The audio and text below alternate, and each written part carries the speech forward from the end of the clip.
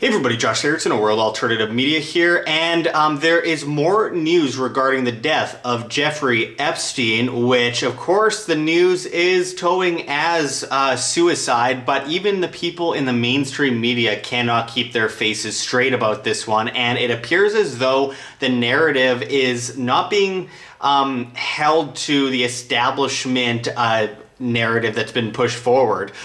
So anyway, first I want to catch you up. Obviously, Jeffrey Epstein was a billionaire fund manager, financier, who was connected to countless elites, including Prince Andrew, including Bill Clinton, even Trump as well, connected to all these huge names.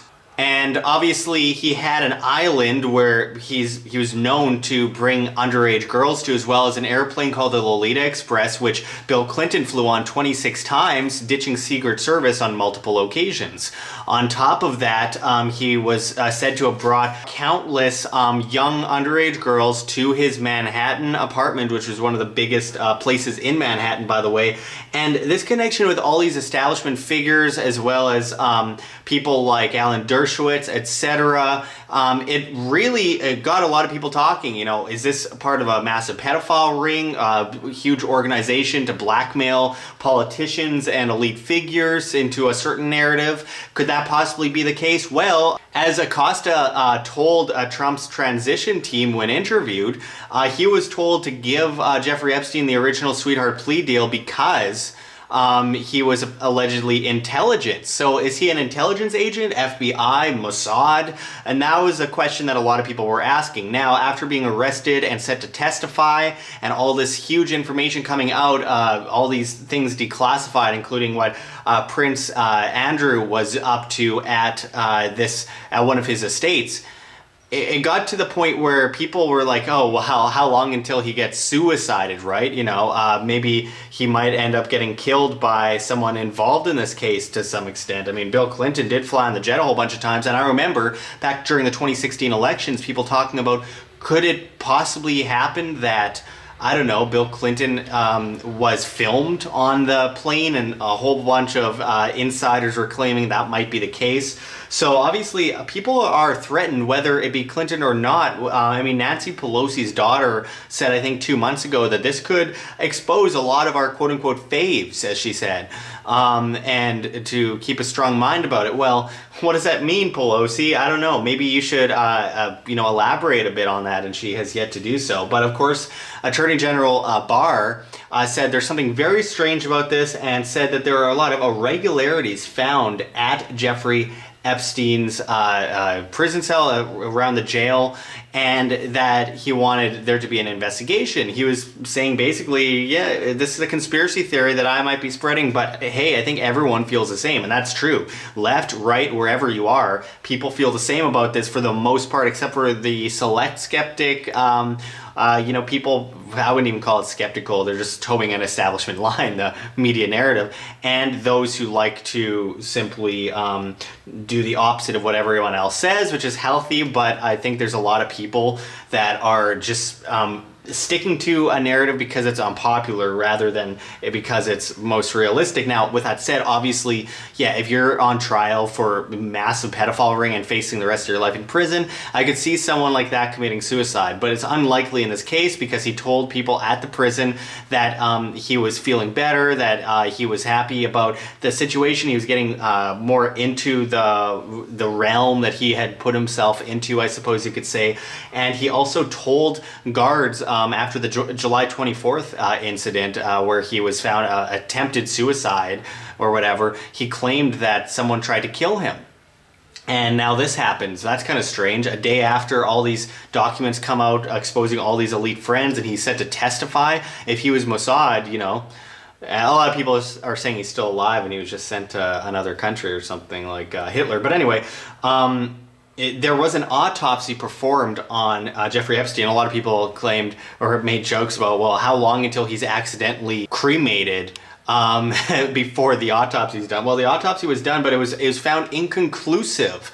Even though it was claimed that he killed himself and hung himself, most people who are in that prison, who were in that wing, will say there's no support, and apparently he did it from the ceiling, but that people in the prison are saying there's no support on the ceiling. They said he tied a bed sheet and did it. I don't know. Most people that I know of that, and I have connections at that prison, I've been reaching out to certain people that have knowledge of this matter. It's unlikely, to say the least, and this is why in a lot of ways it gets down to what Barr said, was that there's a lot of irregularities at the prison. As this article says, out of the independent.co.uk, Epstein jail death. One of people watching disgraced financier, not a proper prison guard, says report. And a lot of people are raising questions. Where did this person come from? Why were they there? How did this happen? I mean, this is a really huge case. They suddenly took him off suicide watch for some reason soon before he died, even though he allegedly had just attempted suicide. And then they take him off. I mean, look, I have been in a cell before. I have been in a unfortunate situation when I was younger. I in no way said that I was suicidal in any way, and they still put me on that watch and followed me around everywhere and were watching me 24/7. Now, this is a billionaire fund manager, financier, that is obviously in the spotlight and is set to testify possibly against the most elite people in the world, and he's taken off suicide watch after allegedly attempting suicide. It's just so unbelievably ridiculous, and people believe this. Anyway, carrying on, as these other articles point out, like this one out of CTV News, Epstein death puts renowned pathologist back in spotlight. Now, this is interesting. As it says, he testified for O.J. Simpson's defense, helped investigate the assassination of President John F. Kennedy and Martin Luther King Jr., hosted an HBO show, and brought his pathology expertise to bear on celebrity deaths and police killings. Now Dr. Michael Baden is enmeshed in another high-stakes case. As the private pathologist who observed Jeffrey Epstein's autopsy on his lawyer's behalf, the death of the well-connected financier in a jail cell muddied a closely watched sex trafficking conspiracy case and trained scrutiny on the federal prison system. Epstein's accusers, the attorney general, politicians, and others are demanding answers. But if Baden is stepping into maelstrom, it's a familiar spot for a scientist accustomed to the spotlight, and I quote, "Even when an autopsy is done, the speculation doesn't stop. When the well-known die," Baden wrote in his 1990 book, A Natural Death, Confessions of a Medical Examiner. But an autopsy, he wrote, is part of the process of finding the truth. Yeah, well, it's funny because, I mean, we all know that Martin Luther King was shot, but also in the 1990s, U.S. court came out and said that there's a good chance that Martin Luther King was killed by his own government. And JFK, we've done a whole documentary on that. Unfortunately, YouTube banned it, so you cannot find it anymore. The whole documentary is up on our Subscribe Star page for people who pay $4.99 US a month or more. You can access that documentary, which is infuriating because YouTube just took it down, saying that it couldn't be shown. Anyway, on to the next. This is something that is concerning me, and I saw a few people commenting on it, including our friend Luke Radowski of Rare Change. FBI raids Jeffrey Epstein's private island in ongoing probe after his apparent suicide death. Oh, great. So again, this is what I was saying the other day. FBI and DOJ investigating this case. It's interesting. It's kind of like accusing someone of murder and then getting them to investigate that murder. It's like, oh, well, we found no wrongdoing. Oh, great. Thank you. I feel so much better now. It's the FBI, and the FBI is partially being accused of being involved in the death of Jeffrey Epstein. It's crazy. We're supposed to expect the government to give us the news on whether the government is involved in any way in killing this person to stop people from finding out the truth about child sex trafficking, which, by the way, the government's very good at. MVP, really. But yeah, now they're raiding the island, so how much are they going to get rid of? And what of the giant statue of Moloch on his island? And does that have anything to do with, or a combination of symbology connected to Bohemian Grove, where we see a giant statue of Moloch and stuff? It just raises all of these questions. And it's really frustrating to watch how the news cycle will try to kill this story. It's just like, when was the last time you heard about Julian Assange? When was the last time you heard about the Vegas shooting, the so-called biggest shooting in American history? When was the last time you heard of, Chris Dorner? Anyone remember Chris Dorner? That that shootout with police and him being burned to the ground in a cabin after they found his passports in all these weird places, the news cycle gets covered up really fast. And it's hard to keep up with this Epstein story because there's something coming out all the time, constantly. As this article of The Guardian says, Jeffrey Epstein investigation may target new suspects after financier's death. And there's a lot to be said about, you know, these documents coming out and all that could have been exposed and now might be swept under the rug. I mean, if you were in a place of power, what would you do? You are about to be exposed. You might be a former president or whatever, and a bunch of information is about to come out on you. Do you take the chance of the conspiracy theories by killing the person or having the person killed that's involved in possibly exposing you, especially holding possibly countless blackmail as an intelligence agent? Or do you risk them coming out and exposing you again, and because the conspiracy theories will make it too obvious? You have to go on that slippery slope. Kill him or don't kill him. Either way, it's not good news, but I guess if you don't kill him, he's going to come out against you possibly, so I might as well kill him.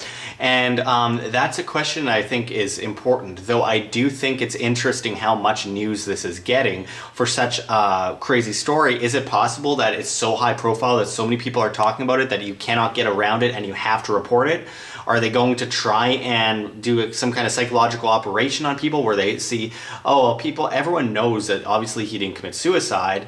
The question is, what will people do about it? Are they going to be complacent? Maybe this is a perfect test. Maybe the whole thing is the government is run on fear. It's not even as much force because most of it's fear of the threat of force. So for that reason, they get away with a whole bunch just by the threat of force alone, without the actual use of force. Though they do use force, obviously. Without the use of force, they can get around things by just scaring people.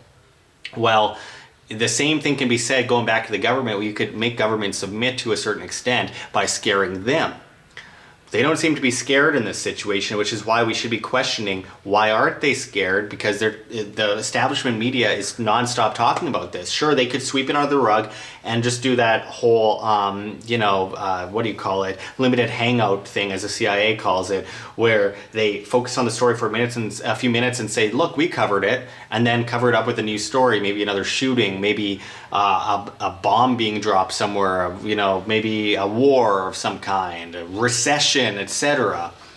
And it makes you have to question that seriously, very much so. Why are we allowed to be seeing this story when so many other stories similar to it have been covered up completely? Are people waking up?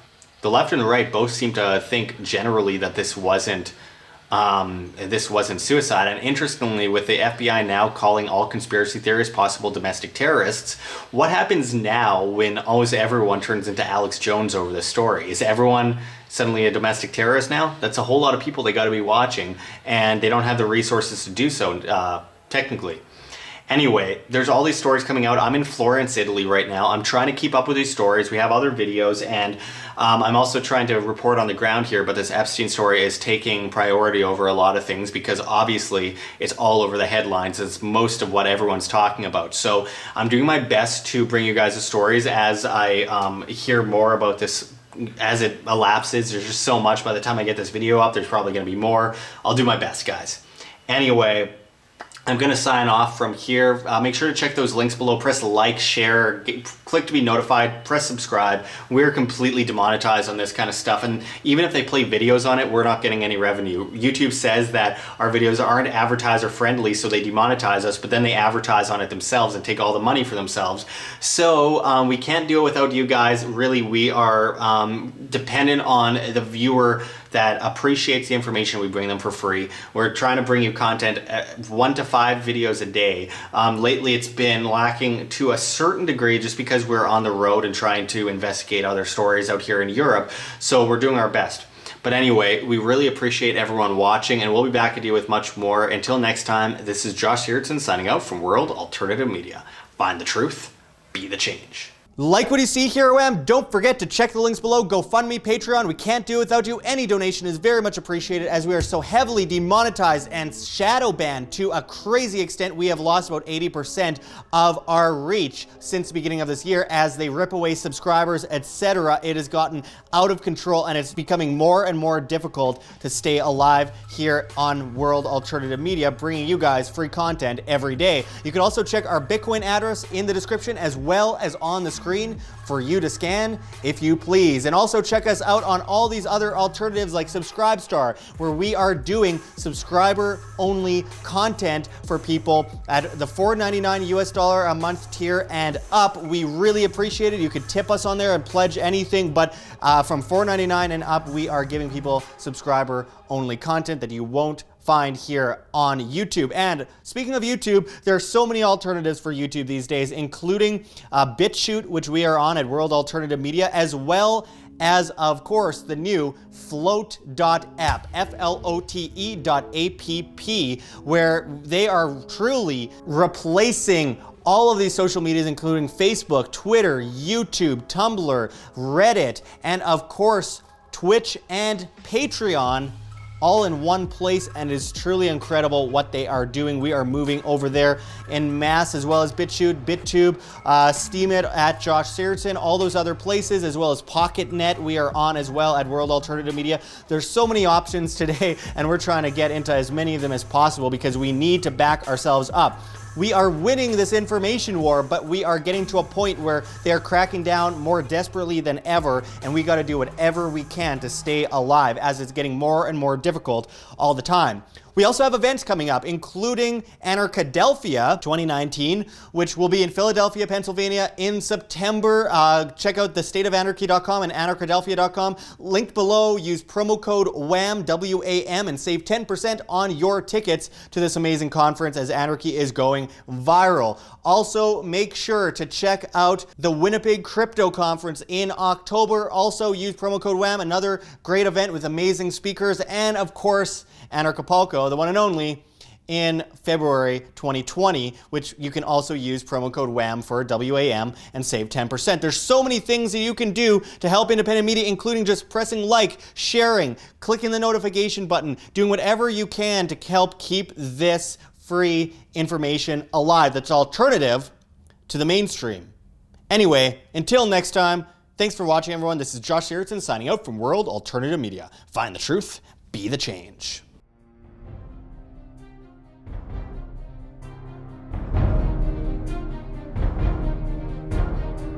I'm sure you have already changed people's minds in your young age because you're involved, and I like that.